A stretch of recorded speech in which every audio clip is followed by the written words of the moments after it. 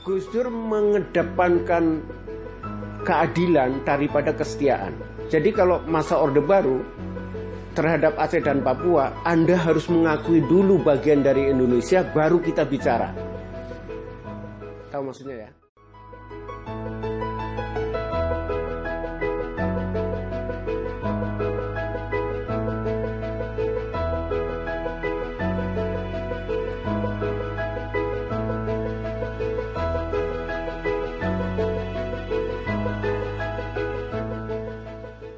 Kemudian Gus Dur sebenarnya dalam buku saya itu ya, orang bisa beda pendapat kan, melakukan pendekatan terhadap konflik Aceh dan Papua.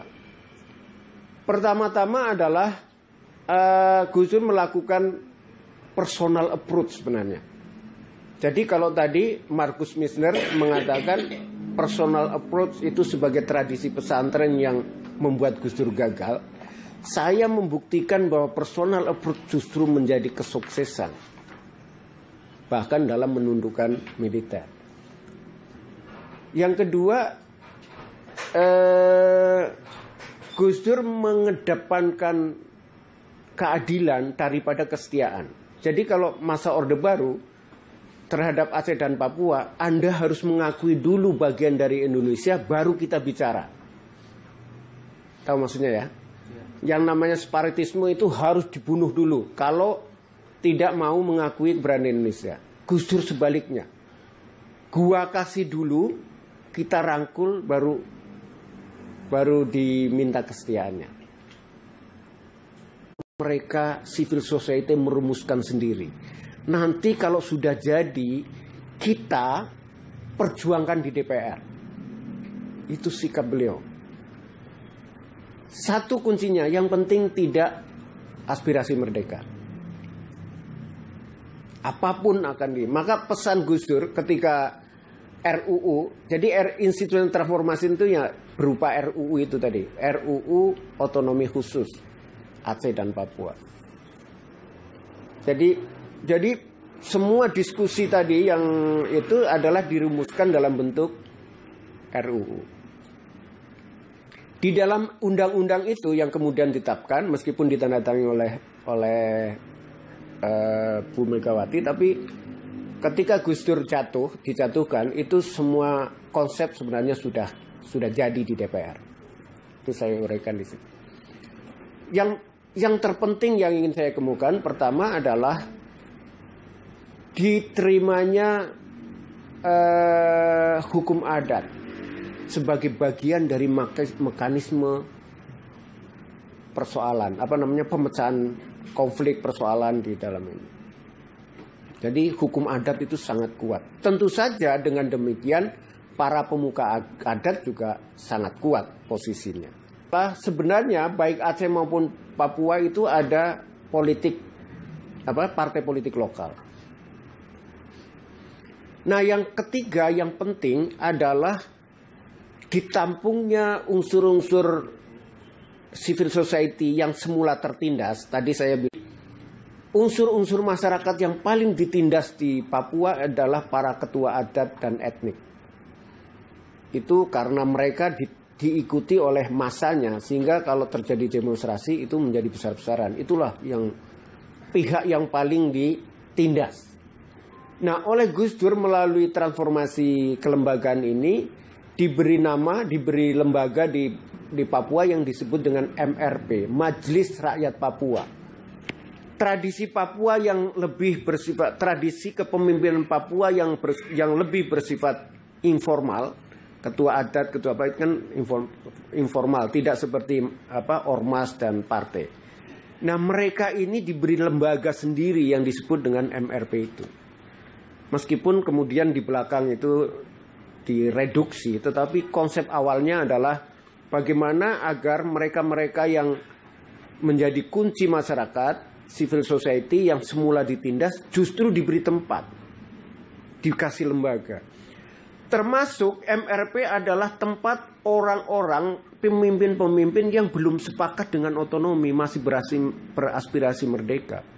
Bagi Gus Dur semua orang boleh berpendapat. Yang penting tidak mendeklarasikan kemerdekaan secara sepihak. Itu. Orang boleh, Gus Dur secara eksplisit mengatakan di depan para pemimpin Papua, Anda boleh ingin merdeka, boleh mendiskusikan tentang kemerdekaan, boleh mendiskusikan tentang keinginan. Sama dengan orang yang ingin negara Islam, diskusikan boleh. Yang nggak boleh adalah mendeklarasikan negara Islam. Sama gitu. Nah, mereka dikasih tempat lembaga ini agar Papua bisa terus menjadi dinamis. Ditambah dengan partai lokal sebenarnya harusnya. Nah, di Aceh, kalau soal penerapan syariat Islam itu soal lain tadi ya, soal